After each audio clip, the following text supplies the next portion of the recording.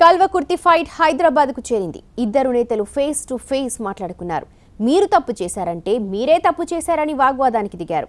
Somajiguda press club వేదికగా Congress MLA Vamshichand రెడ్డికి ప్రణాళికా సంఘం ఉపాధ్యక్షుడు నిరంజన్ రెడ్డికి మధ్య మాటల యుద్ధం నడిచింది.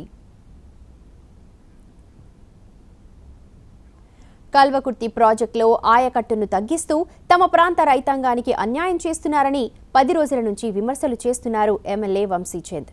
తన ప్రాంతం కోసం నిరంజన్ రెడ్డి మిగిలిన వారికి అన్యాయం చేస్తున్నారని ఆరోపించారు.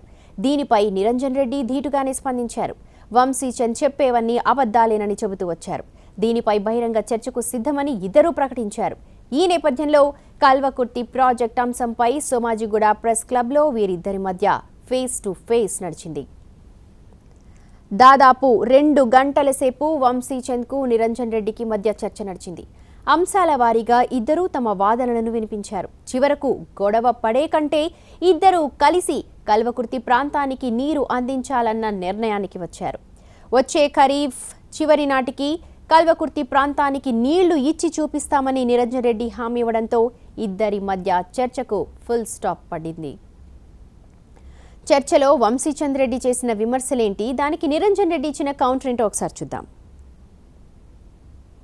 90% నిధులు 2014 ఆగస్టు కల్లా ఖర్చు పెట్టడం జరిగిందని ప్రభుత్వం ఇచ్చినటువంటి సమాధానంలో ఉంది. ఒకవేళ మీరు కాదు, మీ పార్టీ పెద్దలు గతంలో మంత్రులుగా చేసిన వాళ్ళు పెద్ద పెద్ద నాయకులు మాట్లాడుతున్నట్లే 90% పని కల్వకుర్తి ఎత్తిపోతల పథకంలో పని పూర్తి అయ్యి ఉంటే కల్వకుర్తి దాకా నీళ్లు రాకపోవడంలో ఉన్న ఆంతర్యం ఏంటి? మరి ఎందుకు రాలేదు? 90% పని పూర్తయితే రావాలి కదా అవతలికి నీళ్లు. 40 కిలోమీటర్ల పొడవు ఉండాల్సినటువంటి ఈ D82ని 10 కిలోమీటర్లకే కుదిస్తూ 3 మండలాలకు సంబంధించినటువంటి వెల్లండ, ఆమన్గల్, మాడుగులకు సంబంధించి ఏ ఒక్క ఎకరం కూడా ఆయకట్టు ఈ D82లో చేర్చలేదు. అయ్యో మాకు ఇక్కడ దాకా వచ్చేటువంటిది ఇక్కడికి ఆపేసినారు కదా, ఏం చేయాలని ఆ కిలోమీటర్ దాకానే తీసుకొచ్చి మీరు చెప్పిన పాయింట్ దాకా ఆపినటువంటి పాపం ఆనాడు 2012లో మీ సర్కారులో ఉండేటువంటి మీ ఎస్సీ గారు ఇచ్చినటువంటి ఉత్తర్వు. 25వ తారీఖు నాడు జనవరిలో ఇచ్చిన మెమో ద్వారా 37,000 ఎకరాలని ప్రభుత్వం తొలగించడం జరిగింది. ఆ ఆపడం తప్పని మేము ఇవాళ చెప్తున్నాం. ఇప్పుడు ఆయకట్టును కల్వకుర్తి ఆయకట్టు కానీ ఇంకేదైనా ఆయకట్టును కానీ ఇంత తగ్గించినట్లు ఇంత పెంచినట్లు ప్రభుత్వం కొత్తగా ఇచ్చింది లేదు.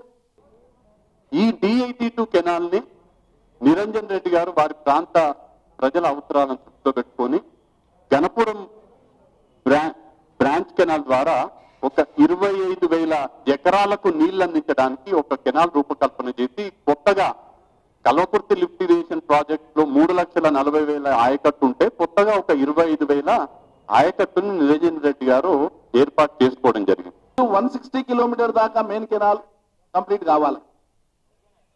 ఆ తర్వాత ఇప్పుడు ప్రభుత్వం 2012లో ఏదైతే ఆనాటి ప్రభుత్వం ఇంజనీరింగ్ సూపరింటెండెంట్ గారు ఇచ్చినటువంటి మెమో ఆధారంగా ఏజెన్సీ స్కోప్ ఇక్కడికి అయిపోతుంది అంటే ఎస్, ఏజెన్సీ స్కోప్ అక్కడికి అయిపోతుంది.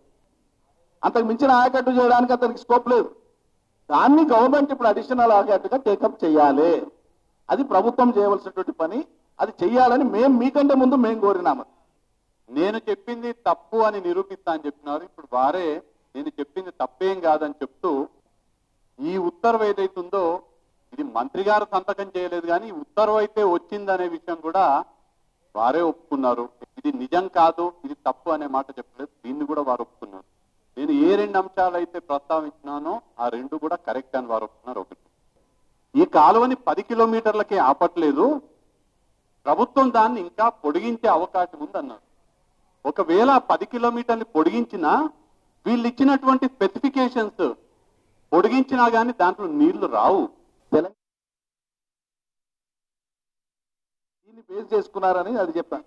వినండి చెప్తున్నా బ్రదర్, అదే చెప్తాను. 159 తర్వాత కదా 160 వచ్చేది. 159 వరకు ఈ పరిస్థితి ఉంది కాబట్టి 160లో ఆ పరిస్థితి ఉంటుందని వివరించాను కదా నేను చెప్పాను.